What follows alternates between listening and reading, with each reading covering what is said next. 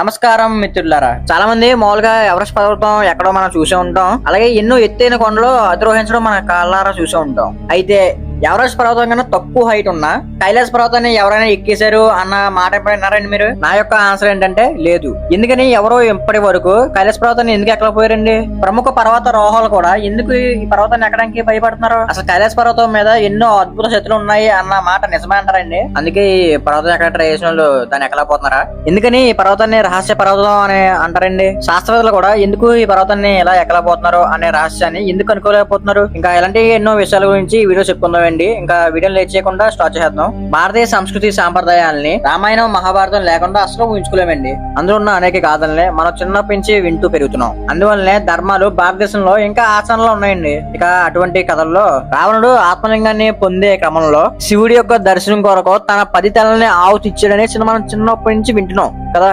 అయితే రావణుడు తన 10 తలని ఆవుతి ఇచ్చాడు కదా. అలా ఇచ్చినప్పుడు ఆ ప్లేస్ ఎక్కడో తెలియదు ఎవరికైనా. ఆ ప్లేసే కైలాస పర్వతం అండి. హిందూ మతం ప్రకారం దుష్ట శక్తుల్ని బాధల్ని చేసే శివుడు ఏదైతే కైలాస పర్వతం ఉందో కైలాస పర్వతం శిఖరం మీద నివసిస్తూ ఉంటారని చెప్తూ ఉంటారు. అలాగే ఈయన ఇతని భార్యతోనే కైలాస పర్వతం మీద నివసిస్తూ ఉంటారు. అలాగే ఎక్కువ జ్ఞానశక్తులు ఉంటారని చెప్తూ ఉంటారు. అయితే ఈ కైలాస పర్వతంకి కైలాస అనే పేరు కౌలస అనే ఒక పదం చేతి వచ్చింది.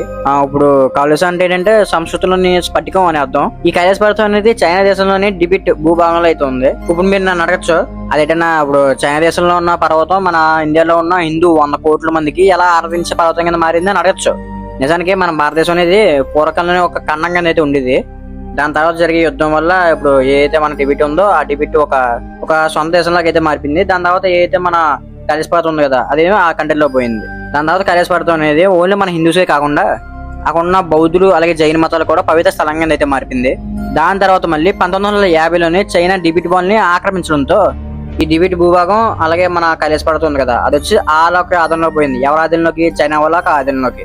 కానీ ఏదైనప్పటికీ కైలాస పర్వతం అనేది ఒక్క మతానికి చెందిన కాకుండా వివిధ రకాల మతాలకు చెందిన 300 కోట్ల ప్రజలకు ఒక ఆరాధించే ఒక ప్లేస్ అంటే ఒక పర్వతం కింద అయితే నిలిచిపోయింది. అయితే ఈ పర్వతం యొక్క ఎత్తు 6.6 కిలోమీటర్లు. సో దానివల్ల ప్రపంచంలోనే అత్యంత పొడవైన పర్వతాల్లో ఇది కూడా ఒకటి నిలిచిందనమాట. ఇక్కడ మనందరూ తెలుసు ప్రపంచంలోనే అత్యంత పొడవైన మామూలుగా మౌంటైన్ ఏంటి? మౌంట్ ఎవరెస్ట్ కదా. అయితే ఈ ఎవరెస్ట్ యొక్క చివరి వరకు ఇప్పుడు వరకు చాలా మంది అయితే ఎక్కారు అనమాట పైకి. కానీ ఏదైతే మన కైలాస పర్వతం ఉంది కదా అది దానికన్నా హైట్ తక్కువ అనమాట బాగా. కానీ దీన్ని ఎంతమంది ఎక్కడానికి ట్రై చేసినా కూడా ఇప్పుడు వరకు ఒక్కరు కూడా పూర్తిగా అయితే ఎక్కలేదు. కానీ పర్వతం యొక్క కింద భాగం ఉంటది కదా అక్కడ దాకా కొంతమంది చాలా మంది ప్రజలు వచ్చేసి దర్శనం చేసుకుంటూ ఉంటారు. అయితే శీతాకాలంలో ఈ పర్వతం అనేది చాలా పూర్తిగా అయితే మంచిగా నిండిపోయి ఉంటది. కేవలం ఎండాకాలం అలాగే ఋతుపావనం సమయంలోనే ఇక్కడ చైనా గవర్నమెంట్ అనేది మన ఏదైతే ప్రజలు ఉన్నారో వాళ్ళు వచ్చి మనకి అనుమతి ఇద్దనమాట అంటే దర్శనం చేసుకోవడానికి. అయితే ఈ కైలాస పర్వతం దగ్గర 2 సరస్సులు అయితే ఉన్నాయండి. అయితే ఇందులో ఒకదాన్ని దేవుడి సరస్సు అని పిలిస్తే మరొక దాన్ని రాక్షస సరస్సు అంటారు. అయితే ఇప్పుడు ఏదైతే దేవుడి సరస్సు అని పిలుస్తున్నారు కదా దాని అసలు పేరు వచ్చేసి మానస సరోవరం. ఇది సూర్యుడు యొక్క ఆకారాన్ని పోలి ఉండి కాంతిని సూచిస్తుంది. ఈ సరస్సులో మనం ఒక్కసారి స్నానం చేసాం అనుకోండి ఇంకా 7 జన్మలో ఉన్న పాపాలన్నీ పోతాయని చెప్తుంటారు. ఇక్కడ పార్వతీదేవి స్థానాన్ని ఆచరించిన పార్వతి కుని కూడా ఉంటుంది. ఈ మానస సరోవర్ని బ్రహ్మదేవుడు తన మనసులోంచి అయితే క్రియేట్ చేశాడు. సో దానివల్ల దీనికి మానస సరోవర్ అనేది పేరు వచ్చింది. బ్రహ్మముహూర్తంలో అంటే తెల్లవారుజామున 3 నుంచి 4 గంటల్లో పరమశివుడు ఈ నదిలోనే స్నానం చేస్తాడు అని చెప్తూ ఉంటారు పురాణాల్లో. అందువల్లనే కైలాస పర్వతం నుంచి మానస సరోవర్లోనికి అంటే ఇప్పుడు ఈ సరస్సులోకి ఒక వెలుగు రావడం చూసామని ఎవరైతే అక్కడికి వెళ్ళినా చాలా మంది భక్తులు అయితే చెప్తూ ఉంటారు. అయితే ప్రతిరోజు ఆ వెలుగు మానస సరోవర్లోకి రావడానికి గల కారణాన్ని సైంటిఫిక్ రీజన్ లో కూడా ఎవరు చెప్పలేకపోతున్నారు. అయితే 2వ సరస్సు అయిన రాక్షస సరోవర్ యొక్క అసలు నేమ్ వచ్చేసి రక్షస్థాల్. ఇది జనరల్ గా చంద్రుడి యొక్క ఆకారాన్ని పోలి ఉంటుంది. అలాగే ఉప్పు నీటితో కలిగి ఉంటుంది అనమాట. మొత్తం ఇది చీకటిని సూచిస్తుంది అని చెప్పి అక్కడ ఉన్న భక్తులు అయితే నమ్ముతూ ఉంటారు. ఇది రావణుడు ప్రత్యేకంగా ఏర్పాటు చేసుకున్న సరస్సు అని చెప్తూ ఉంటారు. దానికోసమే ఈ సరస్సులోని ఎవరూ స్నానం చేయరు. రావణుడు తన 10 తలలో రోజుకొక తల వచ్చేసి ఈ సరస్సు దగ్గరే రోజుకో తల నరిగేసుకుంటూ ఆ పరమశివుడు కోసం తపస్సు చేశాడు అని చెప్తూ ఉంటారు. శివుడు ప్రత్యక్షమయ్యే ఆత్మలింగాన్ని రావణుడికి ఈ ప్లేస్ లోనే ప్రసాదించాడు అని చెప్పి పురాణాలు చెప్తున్నాయి. అయితే కైలాస పర్వతానికి మనిషి యొక్క వృద్ధాప్యాన్ని పెంచి అంటే ఫాస్ట్ గా చేసే ఒక శక్తి ఉంటుందని చెప్పి సైంటిస్ట్ చెప్తున్నారు. దీనికి కారణం ఒక మనిషి యొక్క గోర్లు పెరగడానికి మినిమం 2 వారాలు పడుతుంది. కానీ ఇక్కడ మాత్రం కేవలం 12 గంటల సమయ వ్యవధిలోనే మొత్తం గోర్లు పెరిగిపోతున్నాయి. కానీ ఇంతకీ ఈ పర్వతం వెనక ఉన్న రహస్యం ఏంటో ఇప్పటికే అర్థమవుతలేదు. ఈ పర్వతం ఎక్కడానికి ఇప్పటికీ ఒకరు కూడా సాహసం చేయలేదు కదా.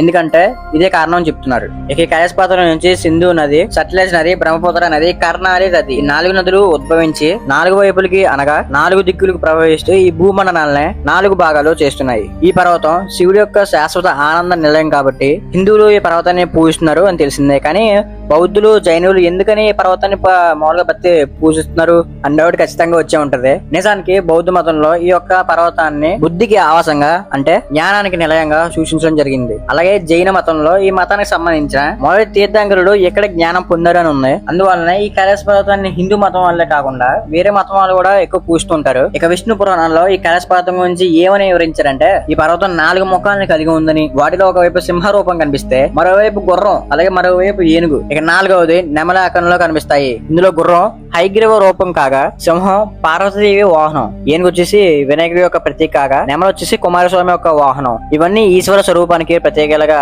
పురాణాలు చెప్తున్నాయి. అలాగే ఈ పర్వతం 4 వైపుల నుంచి 4 రంగులు అయితే కనబడుతూ ఉంటుందని చెప్తారు. అవే బంగారం, తెలుపు, కాషాయం మరియు నీలం రంగు అని. అలాగే ఒక పర్వతం ఇన్ని రంగుల్లో కనబడడం అసాధ్యం అని, కానీ కైలాస పర్వత విషయంలో ఈ విషయం సాధ్యమైందని చెప్తున్నారు ఎవరో సైంటిస్టులు. అయితే ఈ పర్వతం చుట్టూ పురాతన మఠాలు, గుహలు ఉన్నాయని చెప్తూ ఉంటారు. అయితే ఇక్కడ పవిత్ర ఋషులు సూక్ష్మ రూపంలో నివసిస్తూ ఉంటారంట. అయితే కొంతమంది అదృష్టవంతులు మాత్రమే ఈ గుహల్ని చూడగలరు అని చెప్తూ ఉంటారు. ఈ కైలాస పర్వతం చుట్టుకొలత 52 కిలోమీటర్లు. కొంతమంది యాత్రికులు ఈ కైలాస పర్వతాన్ని కేవలం ఒక్క రోజులో చుట్టూ రావాలని కోరుకుంటారు, కానీ అది సాధ్యం అవ్వదు. ఒకవేళ ఆ మనిషి అనేవాడు మంచి ఆరోగ్యం కూడా ఫిట్ గా ఉన్నాడు అనుకోండి, అప్పుడు అలా మొత్తం తిరిగి 52 కిలోమీటర్లు తిరిగి వచ్చాడు అనుకోండి, అప్పుడు మొత్తం 15 గంటలు అవుద్ది అనమాట. అదే మామూలు యాత్రికులు అయితే మొత్తం చుట్టూ రావడానికి 3 రోజులు టైం అయితే పడుతుంది. అయితే ఇక ఫైనల్ గా ఈ కైలాస పర్వతాన్ని ఎవరైనా ఎక్కారా, అలాగే ఒకవేళ ఎక్కినట్టయితే వాళ్ళు ఏం చెప్పారు అనేది మనం ఇప్పుడు చెప్పుకుందాం. కైలాస పర్వతం ఇప్పుడు వరకు ఎవరు ఎక్కని ఒక పర్వతంగా అయితే నిలిచిపోయింది. దీన్ని అధిరోహించడం ఇప్పుడు వరకు ఎవరి వల్ల సాధ్యం కాలేదు. కొంతమంది సాధులు దీన్ని ఎక్కడానికి సాహసం చేశారని, కానీ వాళ్ళంతా కొంత దూరంలోనే అదృశ్యమయ్యారని చెప్తుంటారు. 1926 హ్యూగ్ రట్టెజ్ అనే వ్యక్తి ఈ పర్వతం యొక్క ఉత్తర ముఖాన్ని అధ్యయనం చేసి అది మొత్తం 6000 అడుగులని గుర్తించి ఇటువైపు నుంచి ఎక్కడం చాలా కష్టం అని చెప్పాడు. దాంతో ఈసారి ఈశాన్య వైపు నుంచి ఎక్కడానికి ట్రై చేసి ఫెయిల్ అయ్యాడు. దాని తర్వాత 1928 విల్సన్ ఆల్ఫిన్ అనే వ్యక్తి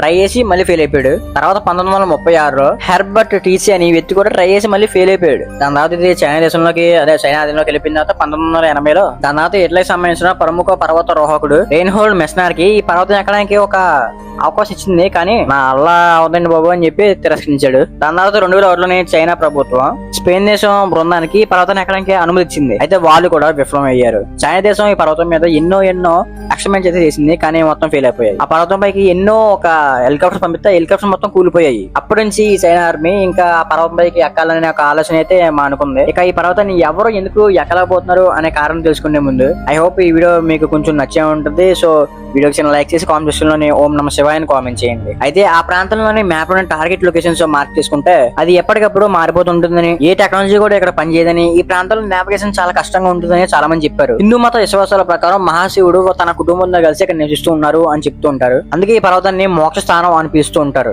కొందరు భక్తులు అయితే ఏకంగా కైలాస పర్వతం దగ్గర శివుడి యొక్క దర్శనం జరిగిందని చెప్తూ ఉంటారు. ఈ పర్వతం దగ్గర శివుడు నీలకంఠుడి రూపంలో దర్శనం ఇచ్చాడు అని చెప్తున్నారు. రష్యన్ మౌంటైన్ క్లైంబర్ సెర్గీ సిస్టియాగో ఈ పర్వతం ఎక్కడానికి ట్రై చేసినప్పుడు తనకు జరిగిన ఒక విషయం గురించి అయితే చెప్పాడు. కైలాస పర్వతానికి దగ్గరగా చేరుకున్నప్పుడు తన గుండె అనేది చాలా వేగంగా కొట్టుకుందని, ఒక్కసారిగా తనకి చాలా బలహీనంగా ఉన్నట్టు అనిపించిందని చెప్పారు. ఇంకా అక్కడ ఉండడం చాలా ప్రమాదం అని చెప్పి అక్కడి నుంచి అయితే బయటకు వచ్చారంట. వచ్చిన తర్వాత అతను కొంచెం రిలాక్స్ గా అయితే ఫీల్ అయ్యారని చెప్పారు. అయితే ఇక మానస సరోవరుని తానం చేసి కైలాస పర్వతాన్ని దర్శించుకుంటే పునర్జన్మ ఉంటుందని భక్తిలో ఒక నమ్మకం. కైలాస పర్వతం యొక్క దర్శనం భక్తిలో ఒక పవిత్ర అనుభూతి, మాటల్లో వర్ణించని భావం అది. సో ఇది ఫ్రెండ్స్ కైలాస పర్వతం యొక్క వెనక ఉన్న ఎన్నో వింతైన రహస్యాలు. ఐ హోప్ ఈ వీడియో మీకు ఇది నచ్చే ఉంటది కాబట్టి ఎంతకంత లైక్ చేసి కామెంట్ సెక్షన్ లో ఓం నమ శివాయ అని కామెంట్ చేయండి. అలాగే ఛానల్ ని సబ్స్క్రైబ్ చేసుకోండి, పక్కన బెల్ ఐకాన్ ఆన్ లో పెట్టుకోండి, లేకపోతే వీడియోస్ అనేవి మీకు రావు. Okay, by.